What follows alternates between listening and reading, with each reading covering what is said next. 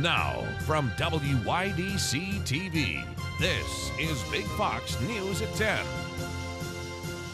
Good evening. I'm Anna Manuel with Big Fox News. Witness testimony begins on day 5 of the Thomas Clayton murder trial. Clayton is accused of hiring a man to have his wife, Kelly, killed.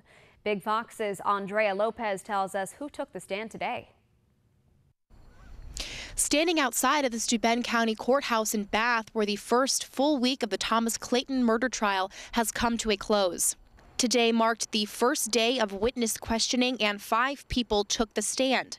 First up was Clayton's next-door neighbor, Derek Almay, still appearing shaken up from the experiences that took place over a year ago. He provided a timeline of events the night of Kelly's death. After arriving home and seeing his wife Kelly unconscious on the floor, Clayton took his 2 children and frantically drove to alert his neighbors.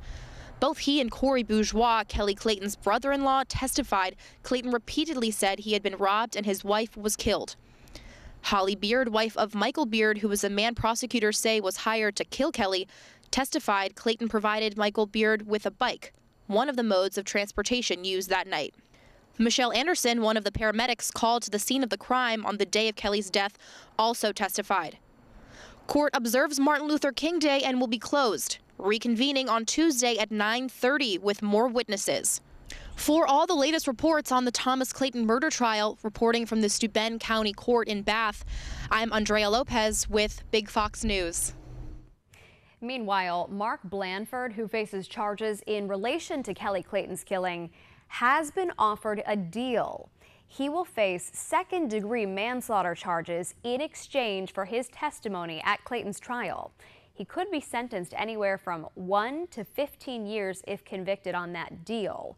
For now, though, Blanford still faces second-degree murder, burglary, and conspiracy charges. An Elmira man faces criminal possession of a weapon charges after being arrested yesterday.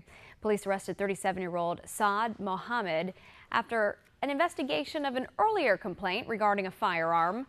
A records check on one of the weapons found, it was stolen out of Pennsylvania. Mohammed may face additional charges as the investigation continues. A Corning man faces drunk driving charges and property damage charges after an incident earlier this weekend. They arrested 51-year-old Abel Townsend on January 10th after finding him behind the wheel at Ferris Street and Riverside Drive. They say he hit a car, building, and light pole and attempted to leave the scene. All right, winter is back in our Big Fox forecast. Chief Meteorologist Chris Summers is in next with that. Here's your local stock market update from Big Fox.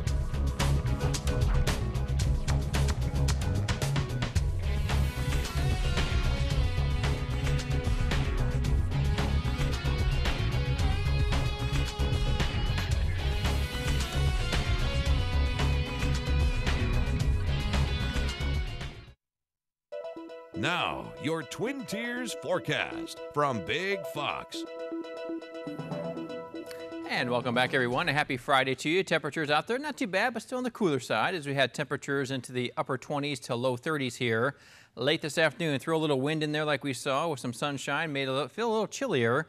Temperatures are actually feeling more like the mid-20s with that wind chill out there late this afternoon. Now, as we get into your weekend, temperatures really not going to change too much, probably staying into the low to mid-30s in most areas. May see a few light snow showers around for tomorrow. Not expecting a big accumulation out of the system. We're going to be on the northern edges of a weather system that's going to make its way off to our south and west. But temperatures will eventually start to warm up early next week. Should get back into the 40s by the middle part of next week. Here's your highs once again from today. 29 degrees up in Bath, 32 degrees was the high temperature in Watkins Glen, 33 Elmira, 35 degrees in Towanda, and 34 degrees in Mansfield. So as we head into your Saturday, again seeing temperatures start out and the cooler side, actually seeing those cloudy skies out there, temperatures eventually making it back to near 30 or into the low 30s by the time we get to the afternoon hours, and then seeing those clouds mixed with some clear skies as we head into the overnight hours.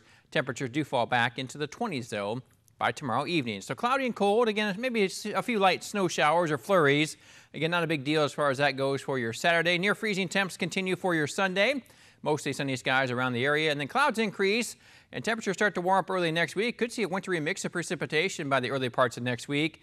Temperatures will be hovering a little bit above freezing by the time we get to Monday, Tuesday, and Wednesday. So not much going on around our area, but you do see the system down to our south as we head into tomorrow. That's going to bring a little bit of snow into parts of Pennsylvania and New Jersey. Looks like most of it will stay out of our area, but again, could see a few isolated snow flurries or light snow showers around on Saturday. 14 degrees for tonight, then cloudy skies and colder northwest winds continuing about 5 to 10 miles per hour. Go for 34 for a high temperature on your Saturday. Mostly cloudy skies against south winds continuing at about 5 to 10 miles per hour. And here's a look at your 7-day forecast, staying in the low 30s for your Sunday, and then eventually seeing the 40s back in the area by early next week, 41 degrees by Monday.